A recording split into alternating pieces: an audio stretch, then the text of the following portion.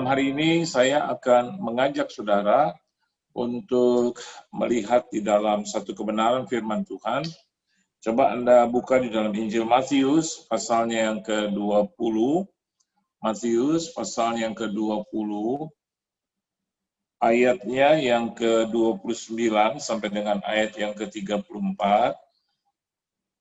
Saya akan baca bersama-sama dengan Anda. Kalau Anda tidak berkeberatan untuk membaca bersama-sama dengan saya, ya. Oke, saya tunggu 20 menit untuk mencarinya. Kelamaan kali ya, 20 menit ya. Sudah dapat semua ya? Oke, ya. Mari kita buka di dalam Injil Matius pasalnya yang ke-20 ayat 29 sampai dengan ayat yang ke-34 ya. Oke, kita baca sama-sama. 1, 2, dan 3. Dan ketika Yesus dan murid-muridnya keluar dari Yeriko, orang banyak berbondong-bondong mengikuti dia.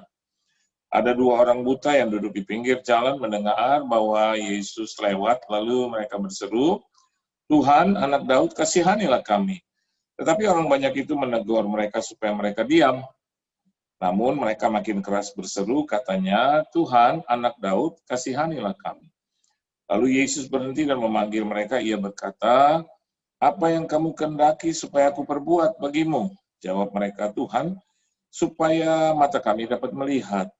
Maka tergeraklah hati Yesus oleh belas kasihan, lalu ia menjamah mata mereka. Dan seketika itu juga mereka melihat, lalu mengikuti dia. Saudara perhatikan bahwa cerita ini atau peristiwa ini terjadi di dalam perjanjian baru dan ditulis di dalam Injil Matius ya, hanya dari ayat 29 sampai dengan ayat yang ke-34, Saudara. Jadi cerita tentang Yesus menyembuhkan 2 orang buta atau Yesus bertemu dengan 2 orang buta ini yang pada akhirnya adalah kesembuhan bagi 2 orang buta ini ditulis hanya dari ayat 29 sampai dengan ayat yang ke-34. Apa artinya, saudara? Bahwa sekecil atau sependek apapun umur atau hidup kita, tapi yang penting adalah bagaimana saya dan Anda ada di dalam ceritanya Tuhan. Amin. Amin. Sekali lagi, hidup saya dan Anda itu harus ada di dalam ceritanya Tuhan.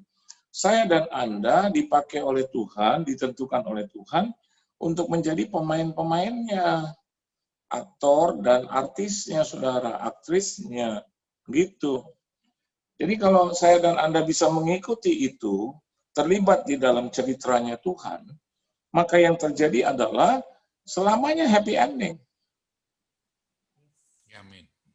Selamanya happy ending. Saya dan Anda boleh mendengar perkataan orang dunia bilang bahwa hidup ini susah. Ya memang susah. Hidup ini penuh dengan pergumulan dan pergolakan. Ya memang seperti itu. Siapa yang bilang bahwa hidup ini gampang dan mudah? Hidup ini nggak gampang, hidup ini nggak mudah. Coba Anda lihat bagaimana COVID-19 ini memporak-porandakan hidup. Memporak-porandakan dunia. Bahkan bukan hanya COVID-19, sekarang masuk krisis ekonomi. Nanti masuk resesi ekonomi. Pada akhirnya depresi ekonomi. Jadi nggak gampang memang hidup. Tapi apakah Yesus tidak mengetahui? Tahu, sudah. Bahkan Yesus pernah menegur dan berkata kepada murid-murid bahwa ketika murid-murid bertanya siapa yang salah, dia atau orang tuanya, Yesus katakan bahwa kalau terjadi sesuatu sebelum dilahirkan dan atau memang sudah pembawaan lahir, itu ujungnya adalah supaya nama Tuhan dipermuliakan. Nah, jadi bagi saya dan Anda di manapun Anda berada, di rumah Anda masing-masing, kalau hidup ini tidak masuk di dalam ceritanya Tuhan, maka Anda bisa pikirkan kira-kira hidup kita seperti apa, sudah. Hidup yang tidak jelas.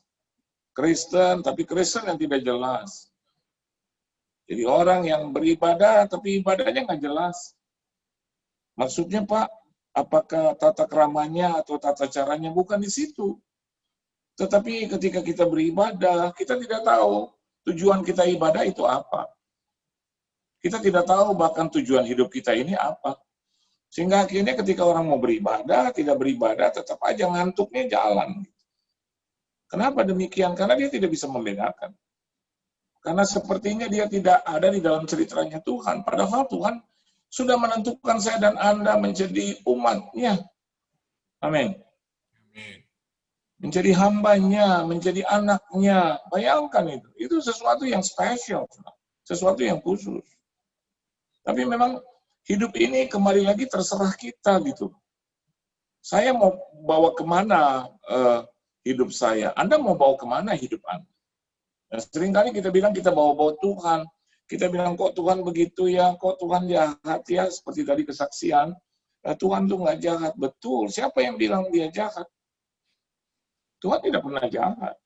Kalau ada sesuatu dalam hidup kita, sebetulnya kita harus introspeksi diri. Sebetulnya, what did I do? Apa sih yang aku kerjakan? Di masa lalu apa gitu? Tuhan bilang kau kerjakan apa ya nanti kau dapat apa. Begitu kira-kira. Tapi seringkali semuanya disangkut pautkan dengan Tuhan. Dan Tuhan bilang enggak kok. Kenapa tidak? Karena Tuhan sudah memberikan hukumnya, saya dan Anda suka melanggarnya, sehingga akhirnya kita dapat itu. Nah, waktu kita dapat, terus kita libatkan Tuhan. Kenapa begini, Tuhan? Kenapa begitu? Tuhan bilang, I didn't do. Saya tidak lakukan apa-apa. You did it. Kau yang melakukan. Sama kalau Anda bisa melihat juga bagaimana COVID-19 ini bekerja, atau bahkan nanti krisis ekonomi, atau yang sekarang sedang dihadapi, atau kita sudah rasakan. Tapi kita tinggalkan hal yang seperti itu. Ya. Yang perlu saya dan Anda ketahui ya, setelah prolog ini, saya mau katakan di ayat yang ke-29 di situ dikatakan dan ketika Yesus dan murid-muridnya keluar dari Yeriko, orang banyak berbondong-bondong mengikuti dia. Anda perhatikan, ada 12 murid plus the multitude, orang banyak. Tapi yang disembuhkan hanya 2 orang. Kenapa bisa demikian? Kalau Anda perhatikan nanti di ayat yang ke-30, bagaimana orang buta ini, 2 orang ini merasa terlibat. Mereka merasa bahwa mereka ada di dalam ceritanya Tuhan. Ini sudah, ketika saya dan Anda selalu mengaitkan hidup ini untuk menyenangkan hati Tuhan, bahwa hidup ini adalah anugerah Tuhan, hidup ini adalah kebaikan, kasih karunia Tuhan, maka Anda sedang ada di dalam satu ceritanya Tuhan, and when something happen, ketika ada sesuatu terjadi, maka Tuhan bertindak. Ayat ke-29 katakan, dan ketika Yesus dan murid-muridnya keluar dari Yeriko, orang banyak berbondong-bondong mengikuti dia. Anda bisa lihat di situ, Alkitab bahkan didn't count it. Alkitab tidak menghitung tentang ada orang banyak berbondong-bondong, tapi mereka hanya bilang banyak gitu. Ya. Nah, saya dan Anda juga harus memiliki satu pikiran yang sama, paradigma yang sama. Even walaupun ada banyak orang, saudara dan saya harus tetap berpikir secara keimanan bahwa saya dan Anda dipilih, dijadikan, ditentukan Tuhan sedemikian rupa. Bahwa saya dan Anda itu ada dalam tangan Tuhan, ada dalam rencananya. Maka yang terjadi adalah penglihatan dan perhatian Yesus memang pada akhirnya ditujukan kepada 2 orang buta ini. Kenapa demikian? Karena 2 orang buta ini merasa bahwa hanya Yesus yang bisa menolong, hanya Yesus yang bisa menjamah, menyembuhkan. Dan ini juga harus menjadi satu program utama di dalam kehidupan kita. Only Jesus, just Jesus, hanya Yesus, dan hanya Yesus. Dan bagaimana untuk memaknai hanya Yesus dan hanya Yesus? Anda perhatikan di ayat yang ke-30. Alkitab katakan begini, ada 2 orang buta, ya. Dalam bahasa yang lain dikatakan there were 2 blind men. Persoalannya adalah mereka buta, Saudara. Jadi bukan hanya 2 orang biasa, tetapi mereka buta, ya. Dan dalam bahasa Indonesia dikatakan ada, gitu, ya. Jadi dalam hidup saya dan Anda juga seringkali begitu. Ada masalah, ada persoalan, ada tantangan, ada ancaman, wabah, ya, sakit penyakit atau apapun whatever itu. Tetapi pada ujungnya Yesus tetap akan lewat dalam hidup kita, saudara. Bahwa pertolongan Tuhan itu pasti hadir dalam hidup kita.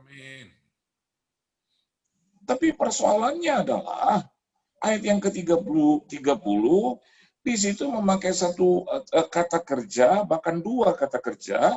Ada dua orang buta yang duduk, yang pertama dan yang kedua mendengar. Dan hari ini saya dan Anda sedang mengerjakan hal yang sama dengan dua orang buta itu, yaitu duduk, sit, and hear. Ya. Jadi artinya kata duduk di situ relax, ya, ada di dalam satu masa istirahat. Hari ini kita bisa terjemahkan kita duduk di rumah, kita sedang bersama dengan keluarga, dengan suami, dengan istri. Apakah itu tidak baik? Itu baik, sudah. Coba kita renungkan lagi, ada berapa banyak, ya? Mungkin bagi saudara yang sudah di atas 60, ya, bukan berarti bahwa firman Tuhan ini tidak untuk Anda, tetapi Anda punya pengalaman lah itu. Bagaimana kita bisa duduk dengan istri, dengan suami, sebegitu lama karena COVID-19 di rumah saja, tagar di rumah saja, ya, dengan mengerti sifat, mengerti karakter, mengerti sifat karakter anak-anak, orang tua, kakak, adik, dan Tuhan hadirkan di sini sekarang. Through melalui sakit penyakit, ya, melalui kebutaan, itu ayat yang ke-30. Tadi kan saya katakan, kenapa dia buta, Tuhan, guru? Apakah karena dia salah, ataukah orang tuanya salah, atau apa? Yesus bilang tidak. Supaya nama Tuhan dipermuliakan. Dan lihat di sini, dia pakai itu kebutaan untuk memuliakan nama Bapaknya di surga. Dan bagi kita bisa melihat, without the true blind man ini, kita tidak akan pernah bisa mendengar, bahkan membaca, tahu bahwa Yesus pernah menyembuhkan dua orang buta, gitu. Bagaimana kita bisa mengatakan bahwa saya terima mujizat kalau tidak ada persoalan, sudah? Tidak ada masalah dan tidak ada pergumulan, ya. Oleh sebab itu mereka duduk, bahkan jalannya di pinggir jalan, namanya saja tidak disebut, karena itu tidak begitu penting. Yang penting adalah when we are sitting, ketika kita duduk, sudah. Dan duduk di sini adalah melakukan sesuatu. Alkitab katakan mendengar. Jadi ketika Anda duduk hari ini, Anda sedang mendengar. Mendengar apa? Firman Tuhan. Amin, saudara. Anda duduk sedang apa? Sedang menantikan Tuhan. Nah, ini yang harus juga menjadi satu catatan bagi kehidupan saya dan Anda. Ketika when you are doing at home, sitting at home, Anda sedang melakukan sesuatu, bukan tidak melakukan sesuatu. Dan saya sangat mengapresiasi Zoom, ya, acara Zoom seperti ini. Ya, siapapun yang memiliki satu inspirasi, ya, memiliki satu satu keinginan dan membuat Zoom, saya mau katakan buat saudara bahwa diberkatilah Anda. Karena ada begitu banyak orang yang sekarang sedang duduk di rumah dan mereka Anda ajak, Anda arahkan untuk mendengar. Mendengar apa, saudara? Mendengar firman Tuhan. Mendengar Yesus yang akan lewat. Saya mau katakan buat saudara, bahkan tadi host utama sudah menyatakan, ya, aduh, ada banyak kesembuhan, Tuhan menolong teman-teman. Saya mau katakan buat Anda, dia sedang membuat jalan juga buat teman yang lain pun ditolong dan diberkati oleh Tuhan. Amin. Jadi ketika kita bikin sesuatu seperti ini, entah di sana ada pujian, penyembahan, ada nyanyian, ada kesaksian, saudara, ada doa yang naik, itu kita sedang membuat satu jalan, ya, jalan di mana Yesus itu lewat.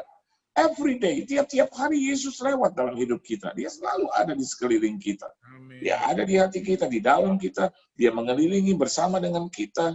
Dan ketika kita sedang melakukan hal yang ini, yang satu ini Zoom seperti ini, katakanlah saya dan Anda sedang ada di pinggir jalan. Di jalan yang mana gitu? Which way? Jalan yang mana? Jalan di mana Yesus akan lewat. Dan ini adalah wadah, ya. Dan saya harap bahwa bukan hanya Zoom hari ini, tapi hari-hari selanjutnya ada Zoom seperti ini. Amin. Lalu mereka berseru, ya Tuhan, anak Daud kasihanilah kami. Mungkin bagi maaf ya, mungkin bagi orang yang tidak dan belum mengerti atau ya katakanlah imannya belum bertumbuh, mereka akan berkata, aduh ini capek, males gitu ya. Terus hanya ketemu di layar kecil seperti ini di handphone Anda, di gadget Anda. Tapi yang Anda harus lakukan bukan hanya sekedar melihat gambar. Saya tadi lihat gambar-gambar ketika host utama memberitahukan kepada kita semua, halo Pak ini, halo Bu ini, halo Shalom. Halo Pak, selamat bergabung. Ibu baru ya pertama kali bergabung. Oh ini Po saya nih. Oh halo Shalom, Shalom, Shalom gitu. Dan saya menikmati. Jadi memang di dalam persekutuan seperti ini tidak boleh diam, saudara. Namanya ibadah itu tidak boleh diam. Harus ada pujian, penyembahan, doa. Harus ada suara yang naik terangkat, saudara. Harus ada satu kefokusan, keperhatianan, ya. Bahkan itu masuk ya bergabung di dalam satu ranah yang besar, yaitu menyatakan atau memuliakan Tuhan. Orang buta ini berseru, Jesus, Son of David, have mercy on us. Jadi saya yakin dan percaya ketika host utama katakan, oh ada banyak teman kita disembuhkan. Ya, ketika kita berseru melakukan satu peribadatan seperti ini, karena peribadatan bukan hanya dibatasi dengan tembok, saudara. Walaupun kita tahu di rumah kita bisa lakukan itu dan dibatasi dengan tembok, tetapi iman kita dan kerinduan, semangat kita itu tidak bisa dibatasi dengan tembok. Dan orang buta ini berteriak, berseru ya. Alkitab katakan mereka berteriak, berseru ya. Dalam bahasa yang lain dikatakan cried out, saudara. Ya, cried out, ya berteriak, berseru, bahkan menjerit gitu, cried out. Mereka berseru, dan saya yakin dan percaya nggak pelan itu. Kata berseru di sini menunjukkan, atau kata cried out di sini menunjukkan tentang suara yang keras.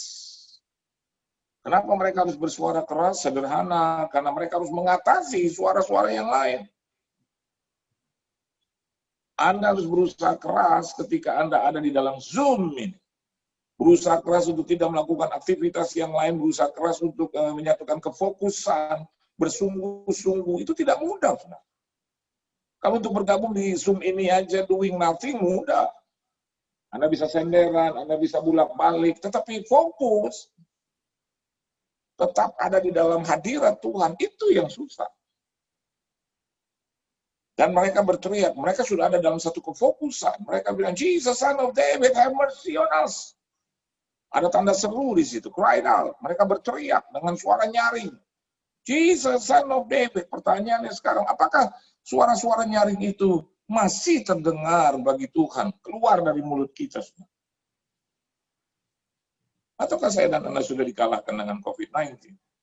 Atau sudah dikalahkan dengan persoalan dan masalah yang saya yakini ini masalah biasa, ada masalah yang lebih besar lagi, lebih besar lagi, lebih besar lagi. Tapi kita tetap akan menjadi kuat dan tetap bisa bertahan selama kita berseru dan berteriak kepada Tuhan. Mengandalkan Tuhan. Jadi yang pertama, kenapa dua orang buta ini harus berseru? Jawabannya sederhana, karena mereka buta, sudah. Jadi kenapa kita harus berseru, kenapa kita harus beribadah kepada Tuhan, berdoa, menyanyi, memuji, menyembah Tuhan, angkat tangan, bertepuk tangan. Yang pertama, sama kita seperti orang buta ini, hanya mungkin beda substansinya. Ya. Yang pertama, kita sama-sama dengan dua orang buta ini, bahwa kemampuan kita terbatas.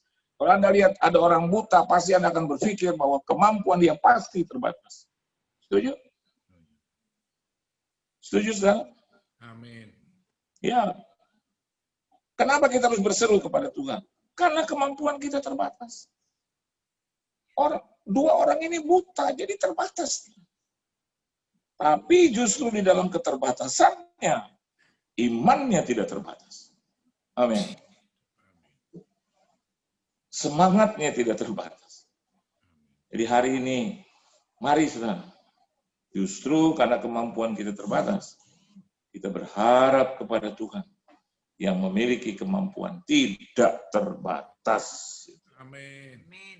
Saya dengar kesaksian, bahkan nanti saya akan berdoa untuk orang-orang yang sakit yang sudah ada di WhatsApp saya. Kenapa minta didoakan? Kenapa harus berdoa? Karena memang kemampuan kita terbatas. Oleh sebab itu, jadilah anak-anak Tuhan yang memiliki kerendahan hati, memiliki satu sikap hati yang selalu bergantung kepada Tuhan, karena kemampuan kita ini yang serba terbatas. Yang kedua, kenapa kita harus berseru kepada Tuhan? Selain karena kemampuan kita terbatas. Coba kita lihat ayat 31, kita baca sama-sama, saudara. Ayo, di hitungan yang ketiga. 1, 2, dan 3. Tetapi orang banyak itu menegur mereka supaya mereka diam. Namun mereka makin keras berseru, katanya, Tuhan, anak Daud, kasihanilah kami. Seperti itu, kuasa kegelapan, dunia, orang-orang di sekeliling, ya, di dalam dunia sekuler seperti ini, akan menegur kita, baik dengan cara mereka sendiri, entah dengan taktik, entah dengan cara yang lembut gitu, yang baik, yang sopan gitu. Saya mau katakan buat saudara hari ini, ada banyak orang, mungkin hari-hari ini bisa dalam bentuk tawaran, bukan dalam bentuk mungkin ajakan gitu, atau mungkin mengganggu konsentrasi kita. Ketika Anda sedang Zoom, ternyata WA Anda berbunyi atau masuk satu pesan, Anda baca, Anda balas, dibalas lagi, Anda balas lagi, balas lagi. Ini adalah satu kegiatan atau cara dari entah itu kuasa kegelapan maupun dunia untuk menarik saya dan Anda supaya kita diam. Oleh sebab itu saya mau katakan buat saudara, kenapa dua orang buta ini makin keras berseru, katanya, Tuhan anak Daud kasihanilah kami. Mereka nggak mau ambil pusing dengan apa yang ada terjadi di sekeliling mereka, tetap fokus kepada Tuhan. Keadaan di sekeliling boleh semakin parah, tapi Alkitab katakan mereka bukan berhenti, tapi makin keras. Kalau Anda hari ini mungkin sedang ada dalam sakit penyakit, adalah masalah persoalan yang seringkali itu menggugah, bahkan menggugat hidupmu, bahkan melemahkan hidupmu. Saya mau katakan buat saudara, bukan diam, tapi harus makin keras, makin dekat. Makin bersemangat gitu loh. Bisa dalam bentuk ngantuk, bisa dalam kesibukan, bisa dalam, segala macam, saudara. Mungkin kalau Anda bikin sebulan sekali atau seminggu sekali di hari Kamis seperti ini, bisa saja terjadi itu. Kenapa hari Kamisnya tiba-tiba Anda ada acara? Kenapa demikian? Memang seperti itu, supaya kita diam. Supaya kita berhenti beribadah. Supaya kita berhenti untuk memuliakan Tuhan. Jadi hal yang kedua, kenapa begitu? Karena semakin terbatasnya kita, maka semakin banyak juga hal-hal yang kita tidak mengerti. Saya dan Anda sampai hari ini bahkan perdebatan itu terjadi. Apakah COVID-19 itu buatan manusia, apakah disengaja, atau memang itu COVID atau penyakit yang memang terjadi begitu saja, atau karena hal-hal yang lain. Banyak hal yang kita tidak mengerti. Kenapa orang itu sakit, saya tidak. Kenapa saya sakit, orang itu tidak. Kenapa saya sudah jaga kesehatan, tetangga saya sudah jaga kesehatan dengan baik. Dia sudah mandi, dia sudah disinfektan, dia sudah jaga jarak, pakai masker, kok Pak kena juga. Karena banyak hal yang kita tidak mengerti. Kapan kita bisa dimengertikan? Biasa sudah. Ujungnya ketika kita ada di dalam surga, baru kita tahu, oh gitu. Atau setelah peristiwa itu terjadi, Roma catat itu. Ketika peristiwa itu terjadi, setelah terjadi, baru kita bilang, oh betapa gitu, dalamnya hikmat, kebijaksanaan, akal budi Tuhan itu. Biasanya setelah kejadian baru kita bilang, oh gitu. Sebelum kejadian atau sedang ada dalam kejadian, kita masih belum mengerti. Kenapa ya? Kenapa ya? Kenapa ya? Saya mau katakan buat saudara, kita tidak perlu tahu hal-hal yang memang kita tidak harus tahu. Kita tidak perlu mendengar hal-hal yang tidak perlu kita dengar, saudara. Kita tidak perlu berbicara hal-hal yang memang harusnya kita tidak bicarakan. Karena memang banyak hal yang kita tidak mengerti. Oleh sebab itu harus berhati-hati. Ketika orang banyak ini menegur supaya mereka diam, kalau saya jadi mereka ya saya diam, malu. Tapi dua orang buta ini makin intens, makin keras, dan mestinya itu menjadi catatan dalam hidup kita. Kalau kita disuruh diam oleh banyak orang karena kita memuliakan Tuhan, seperti mereka yang mengatupkan mulut daripada Daniel, atau 3 sahabat Daniel, yang harus kita lakukan adalah contoh dari mereka, itu juga harus kita lakukan. Sama seperti Yesus. Disuruh diam, tapi mereka, Yesus makin keras menyatakan kebenaran. Sama seperti Stefanus. Ketika mereka suruh diam, Stefanus makin keras untuk berkata. Kenapa? Karena itu adalah kebenaran. Jadi hal yang kedua, kenapa kita harus berseru kepada Tuhan? Kenapa kita harus melakukan satu peribadatan? Kenapa kita harus menyembah, memuji, memuliakan Tuhan? Kenapa kita harus belajar duduk diam di kaki Tuhan? Karena memang banyak hal yang kita tidak mengerti.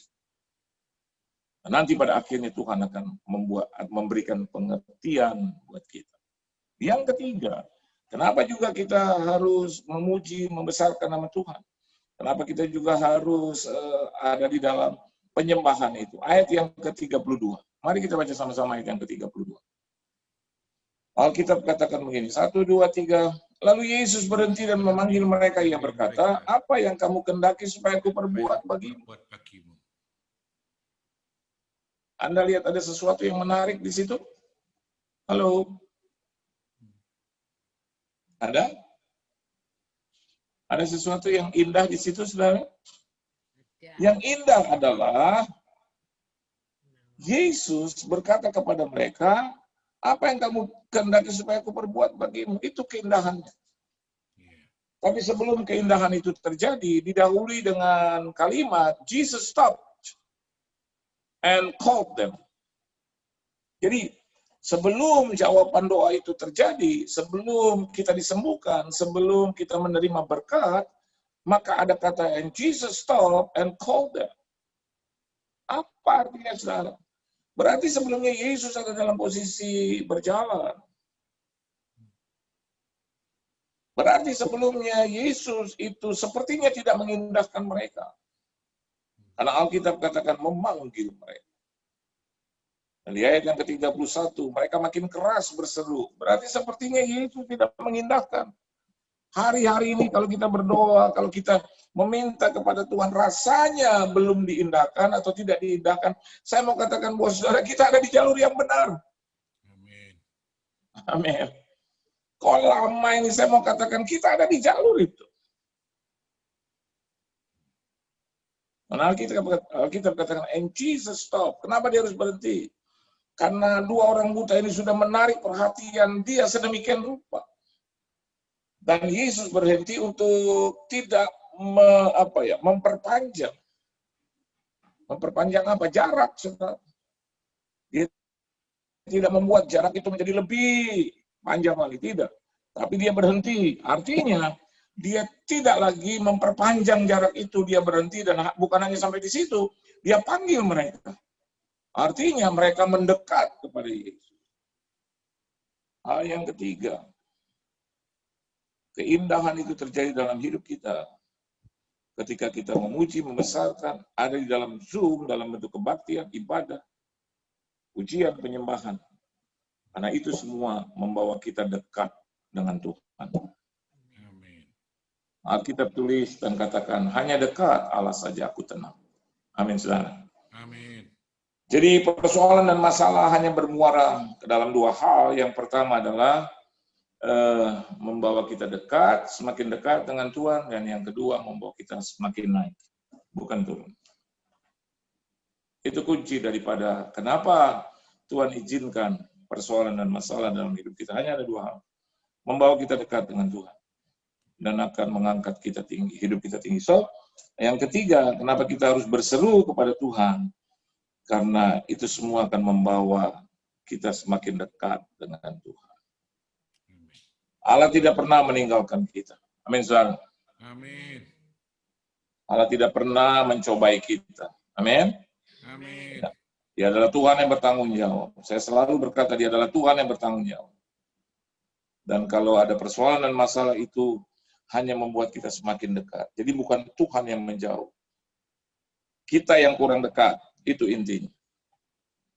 Tuhan tidak pernah berubah dahulu, sekarang, sampai selama-lamanya. Amin, saudara. Amin. Ya. Dia tidak pernah berubah. Oh, dia semakin jauh. No. Kita yang semakin jauh dengan Tuhan. Kita yang semakin jauh. Tapi kalau kita mau berusaha dekat dengan Tuhan, maka lihat, ada keindahan. Yesus katakan, what do you want me to do for you? Apa yang kamu kehendaki?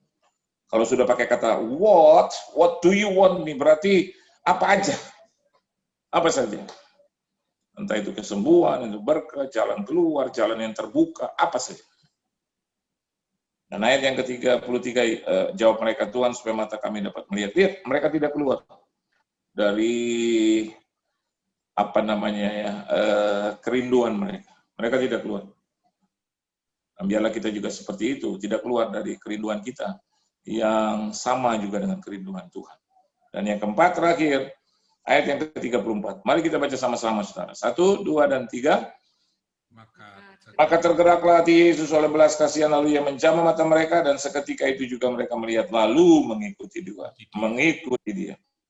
Jawaban bisa dalam dua hal, jawaban doa, jawaban kerinduan. Yang pertama adalah jawaban yang sifatnya seketika, dan yang kedua adalah jawaban yang sifatnya progres atau proses. But either, dua-duanya baik buat kita. Tuhan bisa menyembuhkan kita sekarang, tapi juga Tuhan bisa menyembuhkan kita dalam proses. Amin, saudara. Amin. Dua-duanya baik. Yang penting ketolong dan ditolong. Baik dua-duanya. Jadi hal yang keempat, maka tergeraklah hati Yesus oleh belas kasihan, ya. Ini menandakan bahwa dua orang buta ini mampu menggerakkan hati Tuhan karena di situ, tergeraklah, ya. Jadi mereka menggerakkan hati Tuhan, ya. Dan Yesus tergerak hatinya. Oleh apa? Oleh tindak tanduk mereka. Oleh pujian, penyembahan. Oleh sebab itu saya bilang, kalau kita memuji, menyembah, kalau kita berada di dalam hadirat Tuhan sungguh-sungguh, karena di sana kita bisa menggerakkan hati Tuhan. Bukan berarti bahwa hati Tuhan itu tidak tergerak kalau kita tidak memuji dan menyembah, tidak. Tapi ada bagian kita untuk meminta kepadanya. Dan yang keempat, kenapa kita harus ada di dalam pujian, penyembahan, dan seruan kepada Tuhan? Karena masih ada mujizat dalam pujian, penyembahan, doa. Amin. Ya, amin. Haleluya. Masih ada mujizat. Masih ada mujizat. Jangan berkecil hati. Ya, lakukan bagian kita dan Tuhan mengerjakan bagiannya. Amin. Bagian kita memuji Dia, menyembah Dia, mengangkat tangan, ada dalam doa, ya. Bersekutu dengan Tuhan, memelihara iman kita. Bagian Tuhan adalah menjawab kita. Bagian Tuhan adalah menjamah kita. Bagian Tuhan adalah menyembuhkan. Tuhan Yesus memberkati saudara.